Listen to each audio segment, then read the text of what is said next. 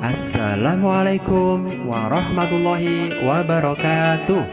Apa kabar anak soleh dan solehah pagi hari ini? Alhamdulillah, semoga kalian semua tetap semangat, tetap ceria dan bahagia. Teman-teman, pagi hari ini Mister akan mencoba menyampaikan SKL tentang menjaga diri dari dosa kecil.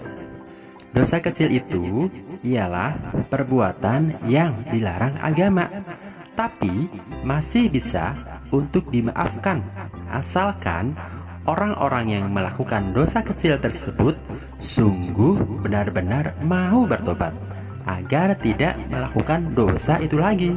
Contohnya, mengambil pensil teman secara diam-diam, ya kan?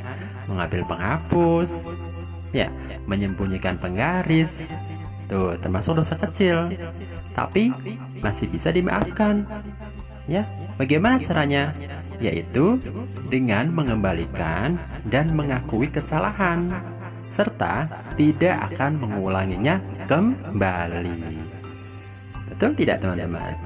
Nah, ada lagi tuh, meledek temannya, itu juga termasuk dosa kecil, tapi bisa dihapus, ya, dosa tersebut dengan cara apa? Dengan cara minta maaf dan tidak mengulangi kembali. Teman-teman, dosa kecil lama-lama bisa menjadi besar. Dengan apa? Dengan setiap hari kita melakukan dosa kecil tersebut, lama-lama kan bisa jadi besar, bisa menumpuk-numpuk dan akhirnya menjadi dosa besar. Oke, bisa dilanjutkan ya. Sebagai manusia, kita tidak luput dari khilaf dan dosa. Namun, sebagai muslim, kita harus berusaha menjauhkan diri dari segala sesuatu yang dapat menjerumuskan kita dalam perbuatan dosa. Karena jika tidak berhati-hati, maka jiwa kita bisa lemah dan akhirnya semakin jauh dari Allah Subhanahu wa Ta'ala. Untuk itu perlu adanya kontrol diri agar terhindar dari perbuatan dosa. Dalam sebuah hadis riwayat Ahmad dikatakan, yang artinya, awaslah kalian dari dosa-dosa kecil yang biasa diremehkan, sebab itu semua dapat terkumpul sehingga dapat membinasakan orangnya. Lalu beliau membuat perumpamaan. Suatu kaum atau rombongan yang turun berkemah di hutan, dan ketika tiba waktunya makan, tiap orang keluar mencari lidi, ya, lidi serta dahan pohon atau ranting. Setiap orang mendapatkan satu dahan atau satu lidi atau satu ranting, sehingga terkumpul banyak dan dinyalakan api yang dapat memasak makanan. Nah, di sini pepatah mengungkapkan, sedikit demi sedikit, lama-lama menjadi bukit. Betul sekali.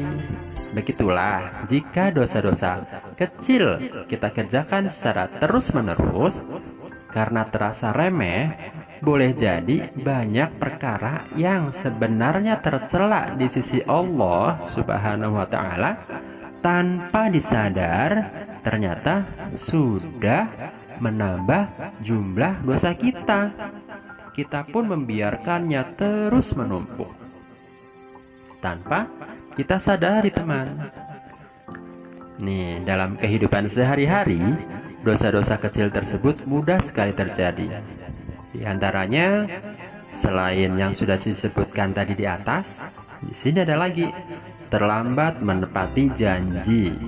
Ya, kelihatannya sepele tuh. Ketika kita berjanji dengan teman kita untuk misalnya belajar kelompok, ya kan? Kita janjian nih mau datang jam 4 sore habis sholat asar, tapi ternyata sampai jam 5 belum datang. Nah, itu juga termasuk tidak menepati janji dan juga termasuk dosa kecil. Terus ada lagi dosa kecil yang lain, berkata kotor dan jorok. Sungguh ya, terlalu sekali ini ya. Berkata kotor dan jorok, astagfirullahaladzim ya. Ini dosa kecil. tetapi sering kita tidak menyadari hal itu. Mudah-mudahan anak-anak SDT Anur nggak ada ya yang berkata jorok dan kotor ya.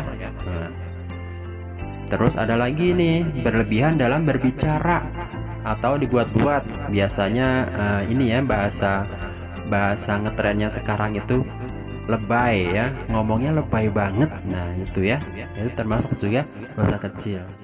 Dan juga mengolok-olok orang lain ya, tuh dosa kecil.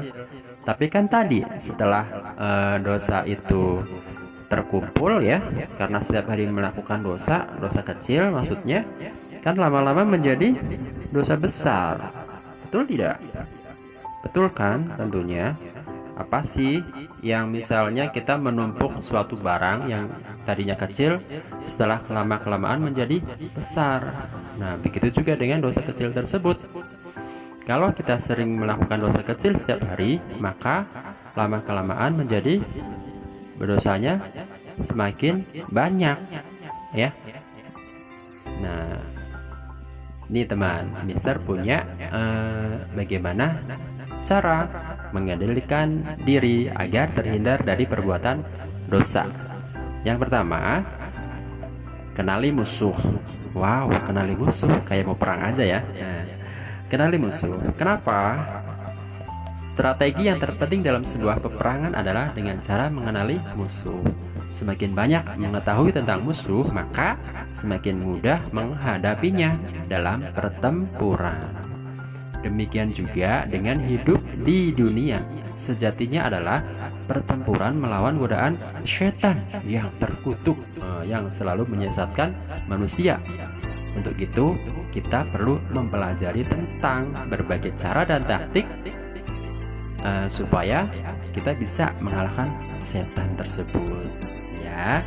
Nah terus yang kedua, selalu minta bantuan dan perlindungan kepada Allah Subhanahu wa Ta'ala. Nah, sebagai muslim, kita memiliki akses langsung dengan Allah Subhanahu wa Ta'ala tanpa adanya perantara. Untuk itu, mintalah bantuan dan perlindungan kepada Allah Subhanahu wa Ta'ala. Karena sebenarnya Allah Subhanahu wa Ta'ala selalu berada di sekitar kita. Setiap akan beraktivitas pagi, jangan lupa kepada Allah Subhanahu wa Ta'ala agar dilindungi dari godaan setan di dunia. Lalu sesaat sebelum tidur, biasakan juga mengakui dosa-dosa kepada Allah Subhanahu wa Ta'ala. Kemudian mintalah pengampunan darinya. Yang ketiga, luangkan waktu untuk mendekatkan diri kepada Allah Subhanahu wa Ta'ala. Nah, yang keempat, hindari situasi yang penuh dosa. Bingung nggak? Nah, kalau bingung, bisa jelaskan sedikit ya. Dosa sebisa mungkin akan menghampiri kita. Nah, jika kita berada pada kondisi yang bisa menimbulkan dosa, maka segeralah pergi dari tempat itu. Gitu ya teman ya. Nah, untuk yang kelima, isi pikiran dengan mengingat Allah Subhanahu wa Ta'ala. Yang keenam, segera bertobatlah ketika khilaf. Nah, jika teman-teman itu khilaf dan akhirnya jatuh ke dalam perbuatan dosa, maka segeralah bertobat ya, dan mengakui atau menyesali perbuatan dosa tersebut dan berjanji tidak akan mengulanginya lagi. Nah, dalam tafsir Ibnu Katsir dikisahkan bahwa dahulu pada masa Rasulullah SAW, orang-orang Yahudi menganggap bahwa mereka hanya sebentar saja kelak mendapat siksa di neraka. Karena itu mereka puas dan untung atas perbuatan dosa atau kejahatannya, sehingga tidak bertobat teman dari dosa yang meliputi dirinya, dan mereka mati dalam keadaan kekafiran. Jika tidak hati-hati, anggapan orang Yahudi tersebut mungkin juga menjadi bagian keyakinan seorang muslim karena menganggapnya tidak seberapa. Lalu kita menjadi biasa dan semakin berani melakukan dosa-dosa kecil. Padahal Anas bin Malik mengatakan Rasulullah Shallallahu Alaihi Wasallam telah bersabda, sesungguhnya Anda semua melakukan amal yang lebih kecil dari rambut dalam pandangan Anda semua, meski kami memandangnya, yaitu pada masa Rasulullah SAW, termasuk perkara yang merusak. Hadis riwayat Bukhari. Sudah jelas bukan? Jadi apapun yang kita lakukan, walaupun sekecil biji sawi, pasti akan mendapatkan balasannya. Entah itu perbuatan baik ataupun perbuatan yang jahat.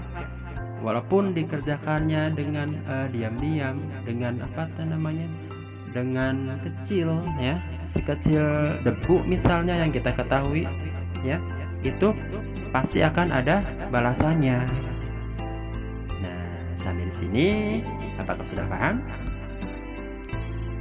Kalau sudah paham, yuk mulai dari sekarang kita hindari dosa-dosa kecil yang akan menjerumuskan ke dalam neraka. Semoga kita semua terhindar dari hal-hal yang tidak diinginkan ya teman.